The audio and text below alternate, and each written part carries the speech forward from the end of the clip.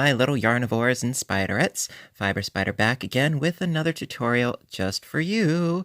And today I'm going to show you these lovely lacy crocheted fingerless gloves. And they are so easy to do. Got a cute little cuff at the bottom here. And the formula for doing these, it's not so much of a pattern, it's more of a formula, because you can make these whatever size you want, however long or however, wide as far as the circumference goes. It's a very simple multiple, a very simple repeat. You guys can totally do this. Now, I have seen a number of patterns very similar to this on the internet. This is my own tweaking in action.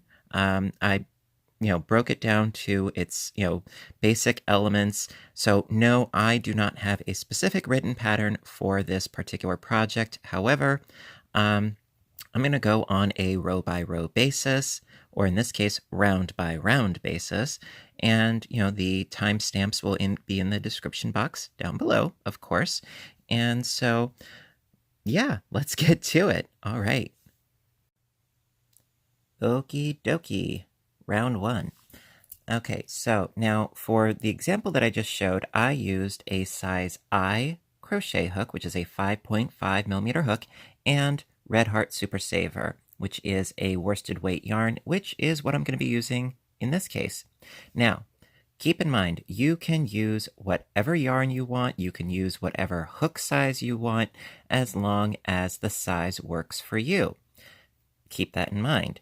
Now, as far as the base chain, which is going to be starting at the bottom of the wrist, base chain, you need a multiple of 4 chains, okay? So now for my piece, I did a total of 20 chains, of course, starting with our obligatory slip knot, yes, and all I did was 20 chains, so 1, 2, 3, 4, 5, 6, 7, 8, 9, 10, 11, 12, 13, 14, 15, 16, 17, 18, 19, and 20. Now, if you're using a thinner yarn, I would say you would need a smaller sized hook. So if you want to use sock yarn or a really nice fingering weight yarn, yes, you can do that. You just need to use a hook size that will work with that yarn. Otherwise, you're going to end up with super lace. Now, also keep in mind that the thinner the yarn and the smaller the hook, the more multiples of 4 you're going to need. So as long as you keep that in mind, you can't go wrong, really. So I have 5 multiples of 4. I've got my 20 chains, and now I'm going to connect to make a ring. So to do that, basically, without twisting the chain, we're going to go into the first chain underneath both loops, like so, and do a slip stitch. You see how my chain has not twisted? It's important, otherwise you're going to end up with a Mobius, and we don't want that for this project. So do a slip stitch,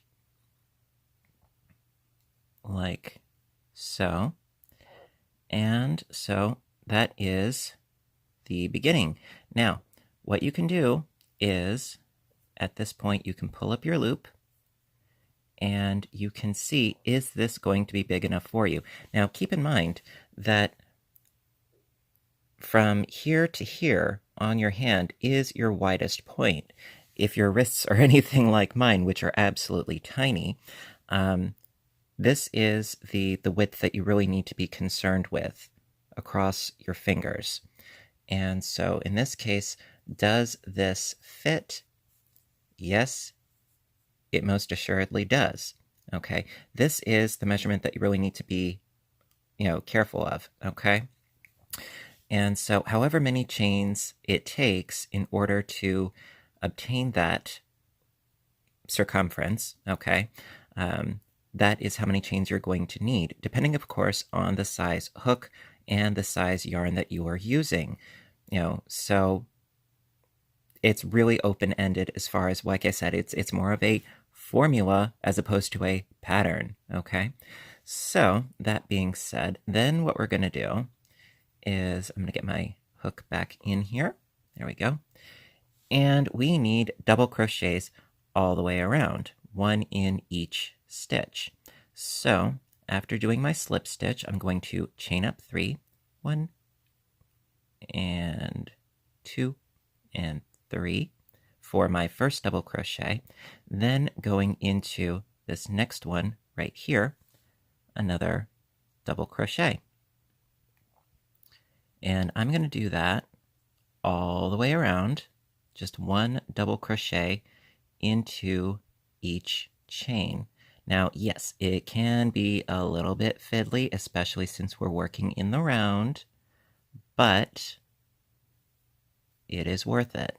Also, I think that it looks nicer if you go underneath both loops or if you go through the back loop, the back bump. I do think that it looks nicer.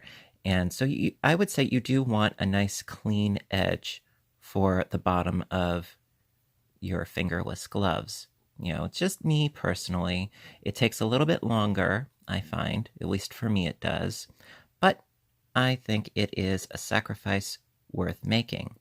So what I'm going to do is I'm going to finish this round off camera. It's just a double crochet into each chain. And also, yes, as always, I would recommend doing a double count when you are done. For me, it's going to be a total of 20. However, if you used a different sized hook or a different weight of yarn, you may need more or less. So I'm going to keep on keeping on, and I will meet back up with you when I'm done with round 1. Okie dokie. Alrighty, so I'm almost done with round 1. I wanted to, meet back up with you just before I finished. And so I already did a double count off camera, and yes, I'm on track because it's very easy to get sidetracked into thinking that the first one that you did doesn't count, or etc., etc. It happens to me all the time. Otherwise, I wouldn't mention it. And just because, yes, I'm going to double count once again, because that's what I do. I would much rather count twice than make the mistake multiple times. So I believe I am where I need to be. So that being said, 1, 2, 3, 4, 5, 6, 7, 8, 9, 10, 11, 12, 13, 14, 15, 16, 17, 18, 19, and 20. Yep. So since I have my 20, there we go. Just need to put my hook in there, don't I? So then do a slip stitch to the first double crochet that we created, of course, in the third chain from the bottom. And I really could have chained up a little bit looser, but that's okay. I'm persistent.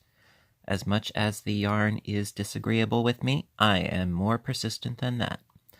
So do a slip stitch and shaboom. There we go. And so, of course, at this point, you can double check and see, will this be a decent fit? Yes, it is, most certainly. Okay, that being said, what we're now going to do is we're going to continue on with front and back post double crochets, and that's going to create the cuff. Okay, now again, this is a formula, not necessarily a pattern. That being said, you can make the cuff as short or as long as you want to. I know some people, they like to have their gloves go all the way, half up their arm. Others, just a little cuff, just something to demarcate where the glove is. Totally up to you. So I'm going to show you how to do that. Okay. Alrighty, row 2. So for row 2, again, we're going to start by chaining up 3. 1, 2, and 3. Then, alternating on every stitch here, we're going to go front post and then back post double crochets. Now, if you've done the basket weave stitch, you're going to have this licked, no problem. So keep in mind that this one here is actually going to count as a back post. It's not going to pop, okay? So the next one going underneath the post, grab your yarn, pull through 2, and pull through 2. So we have this one which sort of stands back a little bit, then our front post, then we need a back post. So going in from behind, around the bar.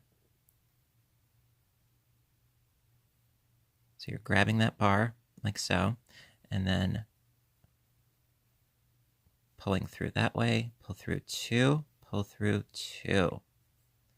So we have a front post and a back post. And really what it amounts to is just doing the exact same thing over and over and over for the rest of the round. So the next one would be a front post. So going underneath the post, pull the yarn through, pull through 2, pull through 2. And then for the next one, it's a back post. So going in from behind, around the bar, pull through 2, pull through 2. So it creates a nice sort of ribbed effect. Now, what you could conceivably do, I should have mentioned this before, I'm sorry. What you could conceivably do is when you're doing the cuff, you could use a size smaller crochet hook. And then when you're doing the rest of the fingerless glove, use one size bigger. Okay, you could do that. Me, I like to keep things simple and homogeneous. All right, so then we did our back post because we have this bar in the front. So the next one is a front post. So going in like so. Pulling up, pull through 2, pull through 2. Next one is a back post, so going in from behind. And then pull through 2, pull through 2. Next one is a front post, so going in underneath, like so. Pull through 2, pull through 2. Next one's a back post, so from behind. Also, it helps if you turn the work sometimes, it helps see where it is that you're pulling. And then a front post. And so we are developing a cute little ribbed cuff, okay? So I'm going to keep working on this until I reach the beginning of my round, and I'll show you how to continue on your merry little way. All right, I'll be right back. All right, so I'm almost done with my second round, so I just have a couple more to go, but of course I like to do like a little recap with you guys. So I just did a back post, so I need a front post. I always like to make sure that we're on the same page. And then I need another back post.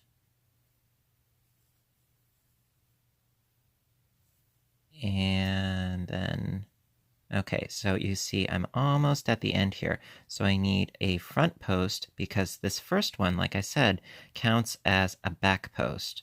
All right, sort of blends into the background. All right, so I need a front post here. Like so. And then, last but not least, need to do a slip stitch into the third chain of this first chaining of 3 that we did, okay? So going up into here, like so, and do a slip stitch. Da-da-da-da. And that is the end of round 2. All right. So now what I'm going to do is for the next 2 rounds, I'm going to be doing the exact same thing. So for rounds 3 and 4, I'm going to be doing the same thing. So basically what it amounts to is after doing your slip stitch, chain up 3 again. So 1, 2, and 3. And then because this one counts as, the first chaining up of 3 counts as more or less a back post double crochet. So this one, because it's puffed up, well, we need to do a front post yet again. And this is going to continue our ribbing.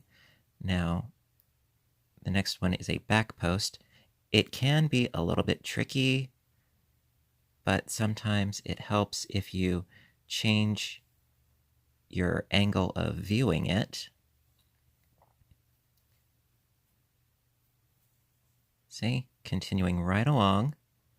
See how I have that front bar and then that front bar? Same deal. All right, and then going in with another front post right underneath the bar. Pull through 2, pull through 2, then a back post, so going in from behind. See, that's my bar right there. And pull through 2, pull through 2. Like so.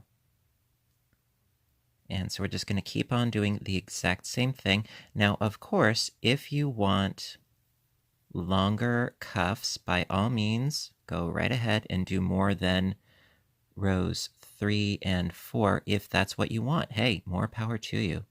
I'm just going to do rows 3 and 4 with the ribbing for the cuff, and then I'm going to show you what I consider to be the really fun part of this project, which is the lace.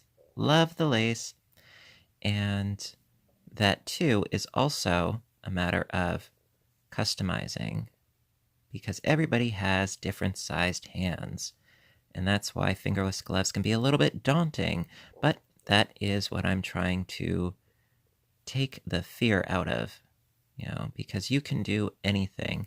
Sometimes it takes a little bit of trial and error, but hey, if you have the time and the patience, you can do anything. All right, so I'm almost done with this round, and then I'm going to do round 4, and then I'm going to meet back up with you, and we're going to get to the fun stuff. All righty. Hello again. All right, we're on row 5, well, round 5. All right, so I did my rows just as I had done before, and I connected with a slip stitch, and I'm going to undo that so I can show you what I did, just because. See, I had my back post, and then I need that last front post, like so. I always like to recap with you guys. I can't help it. I like to do that.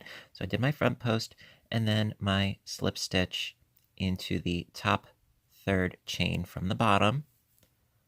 And that is the end of round 4. Now for round 5, like I said, this is where the fun begins. Yes, it does. So now this too is subject to personal preference, taste, and of course the size of your hands, naturally. So to start off, we are going to chain up 3, 1, 2, and 3, and then into that same stitch that we slip stitched into, which is right there, working into that stitch with another double crochet. There we go. Chain 1, and then 2 more double crochets into that same stitch. So we've got an open shell, if you will.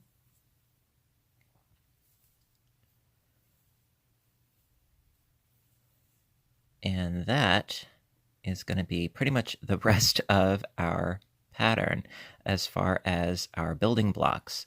So from here, we're not going to chain. We're going to go directly into the 4th chain from where we're at. We're going to skip 3 chains.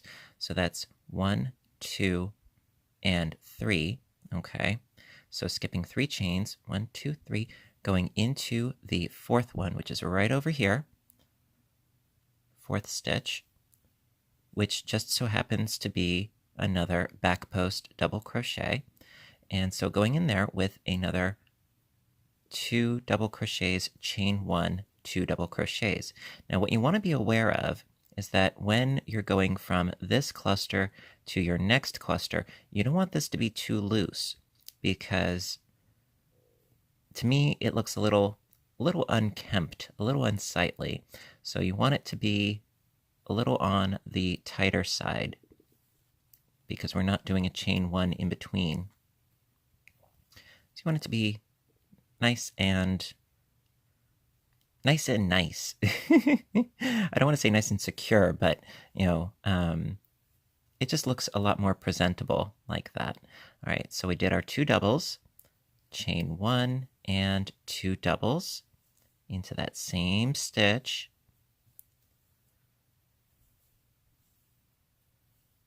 All right, so that's our second little fan, open cluster, whatever you want to call it. And then, so skipping another 3, 1, 2, and 3. So into this back post double crochet, going in right in here with another grouping of 2 double crochets, chain 1 and 2 double crochets. And because this is really the rest of the piece doing this type of stitch, this project works up super fast. You can crank these out, in an evening, no problem. So again, skipping the next 3 stitches, 1, 2, and 3, going into this one right here. In fact, the pair that I had made, I did in one evening, no problem. So I've got my 1 and my 2, chain 1, and then 2 more doubles into the same stitch. Now, of course, if you're using a finer weight of yarn and a smaller hook, granted, you're going to need more stitches, so it's going to take longer, granted. But, if you're using a worsted weight yarn and a size I hook, you really can't go wrong. All right, so skipping 3 again, 1, 2, and 3. So going into this stitch right here.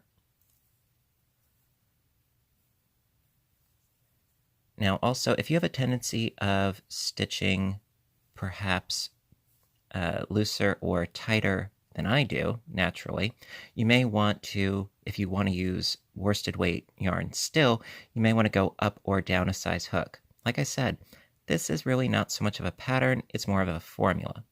So I'm going to chain 1 and 2 more doubles into the same stitch.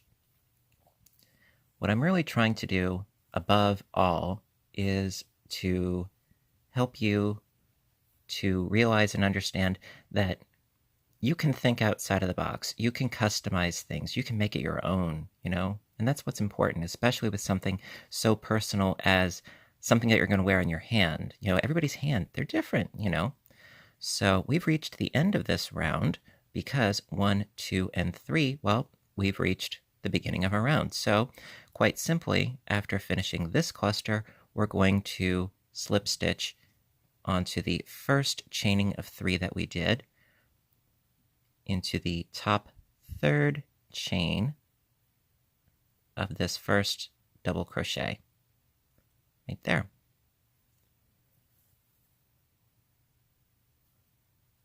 And so round 5, there you go. Da, da, da, da. And so what I'm going to do now is I'm going to do another round for you, of course, but basically this round and 5 more rounds is what I used in order to obtain what I needed for the bulk of my fingerless gloves. I'll show you what I mean. See, I started my ribbing down here, and then I've got 1, 2, 3, 4, 5, and 6. And then I did 3 rounds that are slightly different. And I'm going to, of course, show you how to do that too, because you need a thumb opening, right? Okay, so I'm going to show you how to continue on with round 6, and we'll get right to it. Alrighty, so for rounds 6, 7, 8, 9, and 10, we're going to be doing the exact same thing. So after slip stitching at the end of round 5, all you need to do is slip stitch into the next double crochet and then slip stitch into the chain 1 space. And that sets us up for our next cluster, which is, of course, a chaining up of 3. 1, 2, 3. And then into that space, another double crochet, chain 1, and 2 double crochets. And that's how you begin every subsequent round. That way, you're smack dab right in the middle there, okay? And then going into the chain 1 space of the next shell cluster thingamajiggy with 2 double crochets, chain 1, and 2 double crochets. Going into the next chain 1 space of the next with 2 double crochets, chain 1, and 2 double crochets.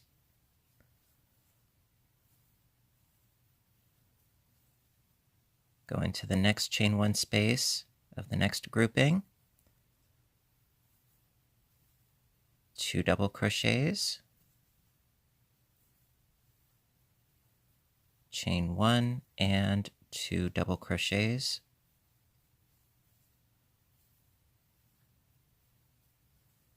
And last but not least, into the chain 1 space with 2 double crochets, chain 1, and 2 double crochets. And then when you reach the end of your round, find the third chain from the bottom of your first double crochet, slip stitch right in there,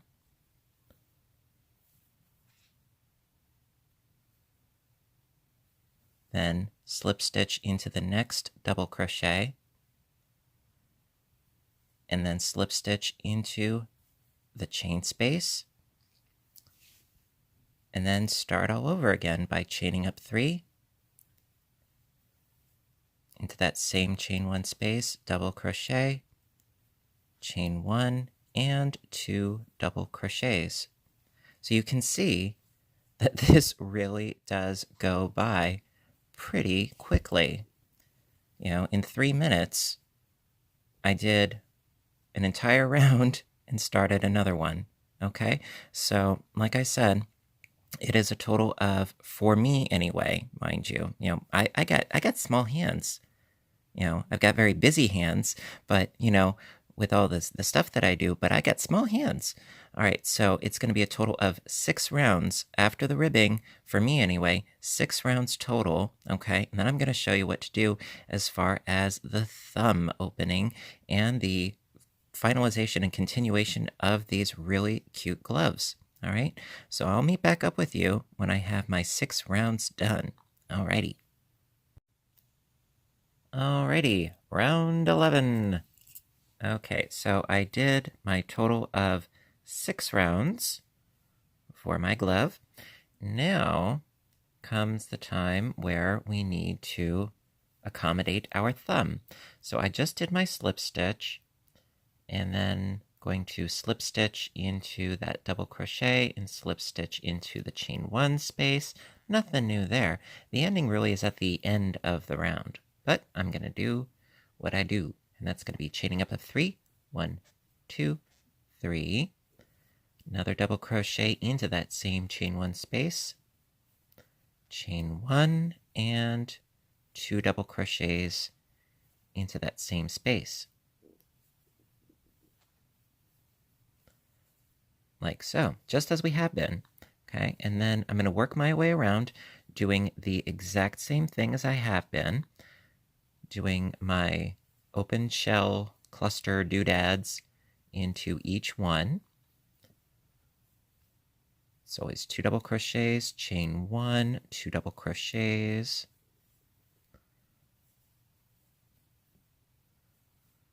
And then going into the next one. Also, what I really love about this is that I'm not working into the stitches, I'm working into the chain spaces, just like the granny stitch, which you guys know I love the granny stitch. It's so easy, it's so quick. All right, so just to have a couple more. In fact, I think I only have one more to do. Just go right in there with the 2 doubles.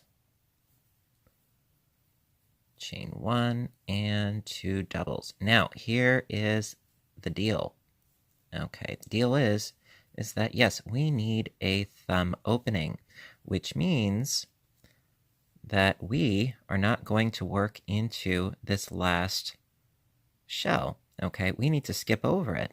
And I know that seems a little bit weird, but that's why when I was having you guys try this on, will this go over your hand? Well, with just one less, the width of your fingers will be able to, now this is in theory, okay, this is in theory, your fingers will be able to fit through this sized opening, okay?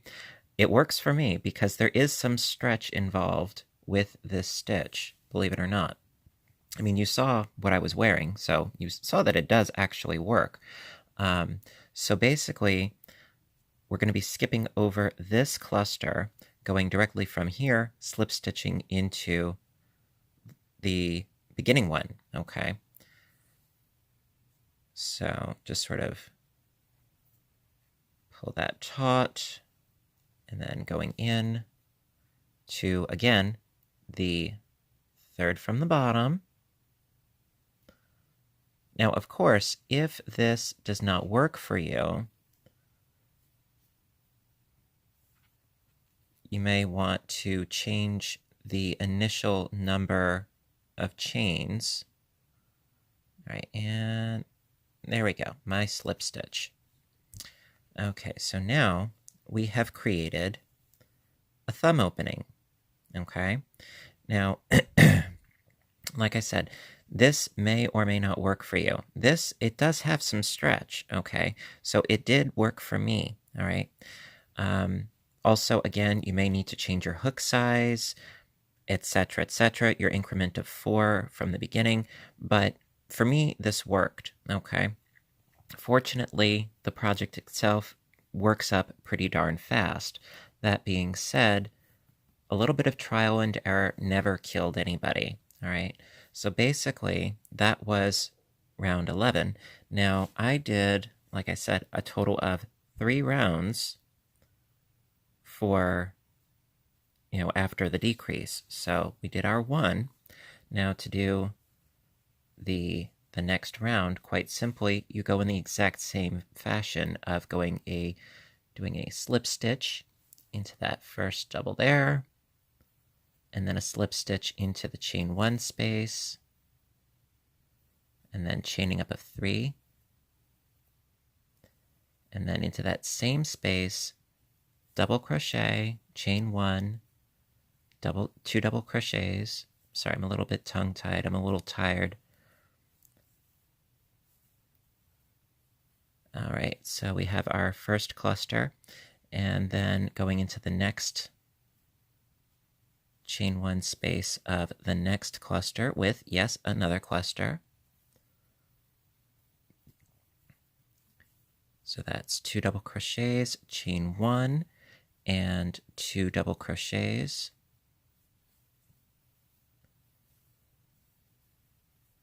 Next cluster,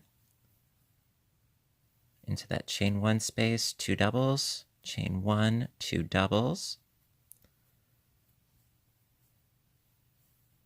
And like I said, I can't say it enough, this is really much more of a formula than a pattern. I don't like for fitted garments to be stringent as far as a pattern goes, because then it becomes limiting and it becomes, You know, like, well, if you're not this size, well, then you can't make this pattern. You know, well, that's kind of biased and kind of limiting, and I don't like that much. I like things that can be easily altered.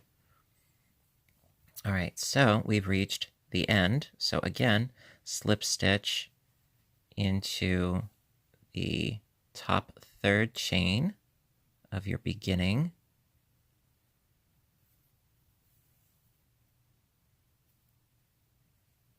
You know, it's like saying that everybody has to look like a supermodel and have tiny hands, or everybody has to be big and burly and have huge hands. And it's like, no, we're all like snowflakes. We're all different. So again, doing a slip stitch into the next double, and then a slip stitch into the chain space, and then chaining up 3, and then another double crochet into that same chain space, chain 1, 2 more doubles into that chain space. And also something I have noticed is that when you are making these, they look tiny, you know, but then when you put them on, they will stretch out a little bit. And you do want them to be a little bit on the snug side. You don't want them to be so loose that they keep flopping all over the place. So again, another cluster in the next chain 1 space. Chain 1. And also, I would not necessarily recommend using cotton for this particular project because, from what I understand, cotton really does not have any stretch to it. And if it does, it's minimal. And you want something with a little bit of give to it. So that will definitely help as far as the fitting is concerned. You know, or wool also would be nice because wool does have some stretch to it, if, of course, you're not allergic to wool, naturally. Some people are. Fortunately, I'm not, especially fortunately because I've been spinning yarn a lot lately using wool. So if I were allergic, oh, you would know. All right, and I am just about done. It's a beautiful thing. All right, so I just need to slip stitch to my first double into that third chain from the bottom, like so. And then the moment of truth. Now, of course, you can do a different number of rounds. See, this looks tiny, right? You know, it's like, how can my hand fit in that by any means? Well, believe it or not, it's gonna work, because I'm gonna make it work. I'll show you. So just sort of scooch your little hand in there. Do.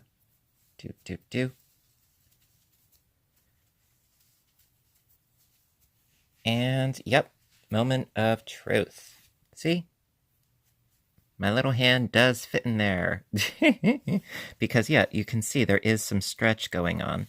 So, I really hope, of course, that you liked this tutorial. If you did, give me a thumbs up button down below. And, you know, give me a comment. You know, I love hearing from you guys. And of course, I do try to post videos as often as I can, whether it's knitting or crocheting or audiobook narration or my other channel, Fiber Spider Games. It's a lot of fun. Would love to see you guys check that out too. See you guys over there too. And so hit subscribe, you know, for more videos. So until next time, I want all of you to stay inspired, stay caffeinated, and above all, stay stitching. I love you guys, and I'll see you in the next video. Bye for now.